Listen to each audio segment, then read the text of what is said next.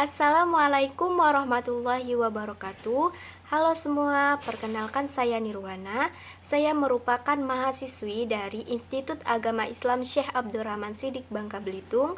Saya dari Fakultas Tarbiyah, tepatnya di program studi Bimbingan dan Konseling Pendidikan Agama Islam atau BKPI. Nah, saya dari kelas 2C BKPI dengan NIM 2115071. Video kali ini dibuat untuk memenuhi tugas mata kuliah teori-teori kepribadian dengan dosen pengampu Ibu Puri Handayani MA. Materi yang akan saya bahas pada video kali ini yaitu tentang teori kepribadian dalam paradigma behaviorisme B.F. Skinner. Adapun poin-poin penting yang akan dibahas pada materi kali ini, yang pertama itu ada biografi singkat B.F. Skinner, ada asumsi dasar, struktur kepribadian, dinamika kepribadian, perkembangan kepribadian, dan yang terakhir ada aplikasi teori. Pembahasan yang pertama yaitu mengenai biografi singkat B.F. Skinner. B.F. Skinner dengan nama panjang Burrhus Frederick Skinner lahir pada tanggal 20 Maret tahun 1904 di Susquehanna. Dengan nama ayah yaitu William dan ibunya bernama Grace Maggie Burrhus Skinner. Adapun pendidikan yang pernah ditempuh oleh B.F. Skinner, dia pernah sekolah di negeri yang memiliki 12 kelas di Susquehanna. Kemudian dia melanjutkan pendidikannya ke kesenian liberal di Clinton, New York. Setelah dari itu, Skinner melanjutkan ke jenjang yang lebih tinggi yaitu kuliah di jurusan sastra Inggris dan menjadi sarjana pada tahun 1926. Nah, selanjutnya pada tahun 1928, Skinner memasuki kuliah psikologi di Universitas Harvard dengan mengkhususkan diri pada bidang tingkah laku hewan dan meraih doktor pada tahun 1931.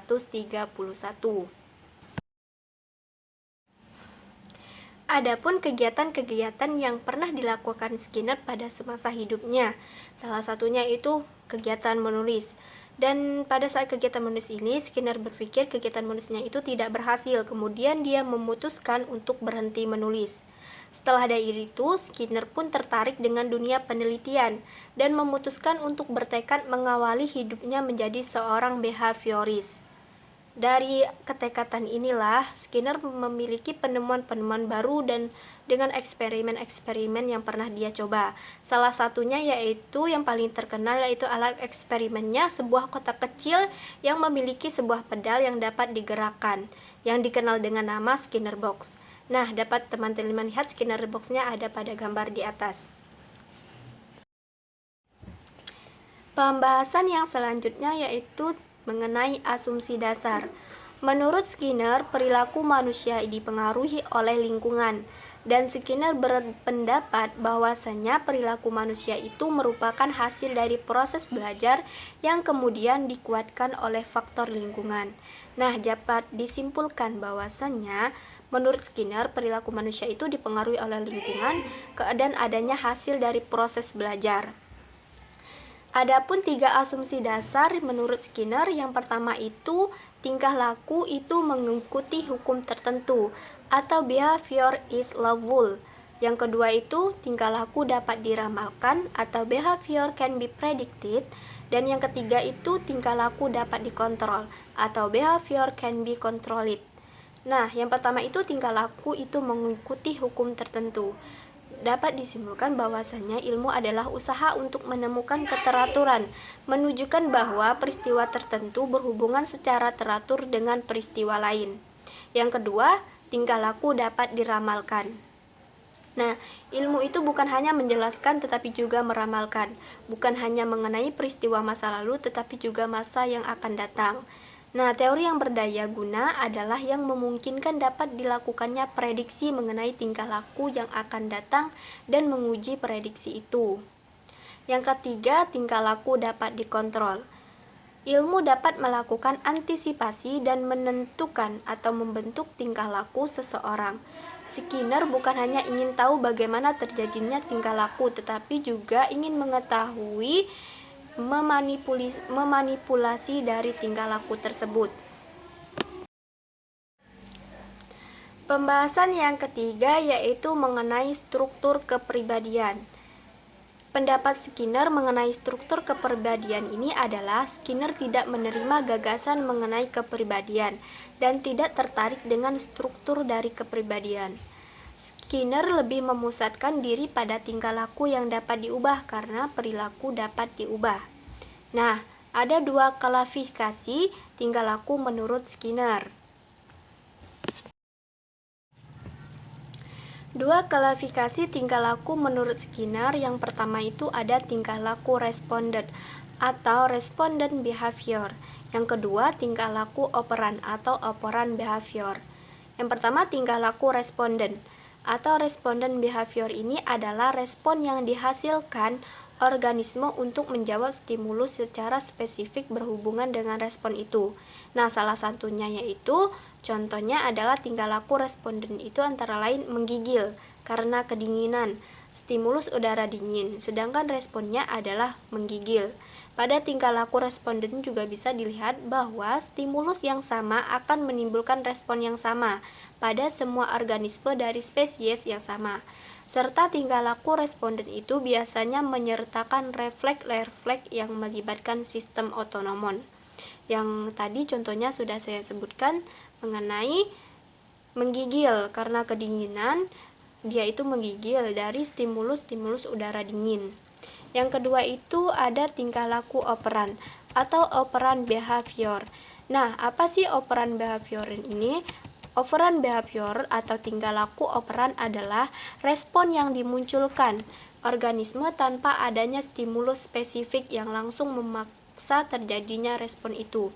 Nah, dapat diartikan bahwasanya dalam tingkah laku operan konsekuensi atau hasil dari tingkah laku akan menentukan kecenderungan organisme untuk mengulang ataupun menghentikan tingkah lakunya itu di masa datang.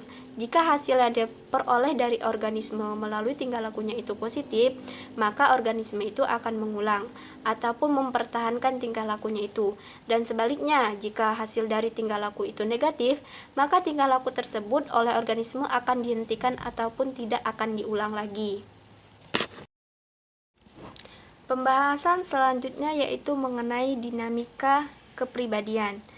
Dari dinamika kepribadian ini, Skinner beranggapan bahwa kepribadian manusia akan selalu berkembang sesuai dengan lingkungan sosial. Kepribadian akan berbentuk dengan pendidikan melalui belajar. Nah, adapun cara efektif untuk mengubah dan mengontrol tingkah laku adalah dengan melakukan penguatan atau reinforcement. Dalam teori Skinner, penguatan itu sangat penting untuk membentuk tingkah laku. Nah, menurut Skinner ada dua macam penguatan. Yang pertama itu reinforcement positif, dan yang kedua itu ada reinforcement negatif. Nah, reinforcement positif ini adalah efek yang menyebabkan tingkah laku itu diperkuat atau sering dilakukan. Bentuk-bentuk penguatan positif ini dapat berupa hadiah seperti permen, kado, makanan, dan lain-lain. Ataupun dapat berupa perilaku, misalnya dengan senyum, menganggukkan kepala, atau menyetujui, bertepuk tangan, atau mengacungkan jempol. Ataupun dengan yang lainnya seperti penghargaan, memberikan nilai A, ataupun memberikan juara 1. Dan yang kedua itu ada reinforcement negatif. Nah, reinforcement negatif ini adalah efek yang menyebabkan tingkah laku itu diperlemah dan tidak diulangi lagi. Nah, ada bentuk-bentuk penguatan negatif antara lain yaitu menunda atau tidak memberi penghargaan, memberikan tugas tambahan, atau menunjukkan perilaku tidak senang. Nah, perilaku tidak senang ini misalnya seperti menggeleng, kening berkerut, muka kecewa, dan lain sebagainya. Pembahasan yang kelima mengenai perkembangan kepribadian. Teori dari Skinner itu sendiri adalah tentang perubahan tingkah laku, belajar, dan modifikasi tingkah laku.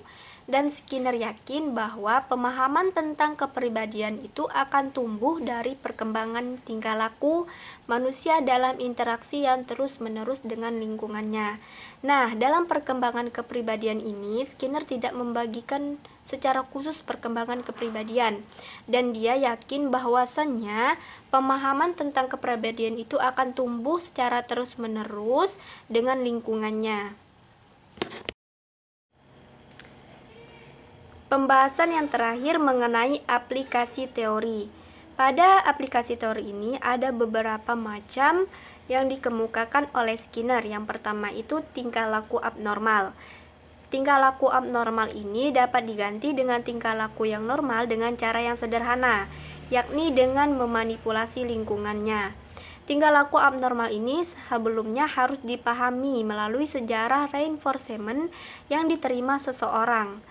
Nah, dengan begitu, tingkah laku abnormal ini dapat diganti dengan cara sederhana, yakni memanipulasi reinforcement lingkungan dan mengikuti conditioning operan dan conditioning responden.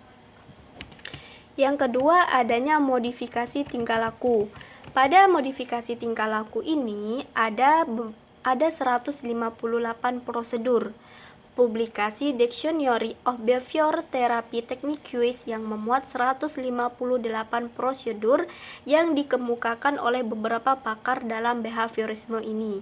Teknik-teknik modifikasi itu dipakai oleh beberapa pakar behaviorisme dengan beberapa spesifikasi. Selanjutnya yang ketiga ada pembanjiran. Nah, pembanjiran itu sendiri yaitu membanjiri klien dengan situasi atau penyebab yang menimbulkan kecemasan atau tingkah laku yang tidak dikehendaki. Nah, bertahan di sana sampai yang bersangkutan menyadari bahwa malapetaka yang dicemaskan itu tidak terjadi.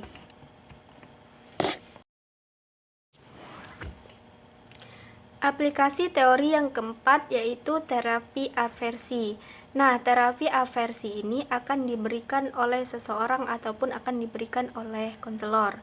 Nah, strategi terapi ini bertujuan untuk memperbaiki tingkah laku individu dengan melibatkan figur yang ada di sekelilingnya.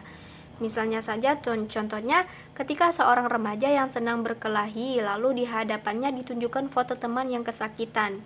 Nah, pada saat yang bersama, remaja tersebut diberi kejut listrik. Nah, kejut listrik ini diharapkan terjadi proses pembalikan reinforcement positif yang tingkah laku senang menyakiti teman itu berubah menjadi reinforcement negatif atau tidak tega dan ada perasaan iba pada temannya karena ia ikut merasakan sakitnya terkena kejut listrik itu. Nah, aplikasi teori yang terakhir adanya pemberian hadiah atau hukuman secara selektif. Nah, memperbaiki tingkah laku anak-anak dengan melibatkan figur sekeliling anak itu sehari-hari, khususnya orang tua dan guru. Misalnya saja contohnya, guru memberikan nilai tambahan pada muridnya yang dapat menjawab pertanyaan yang diberikan.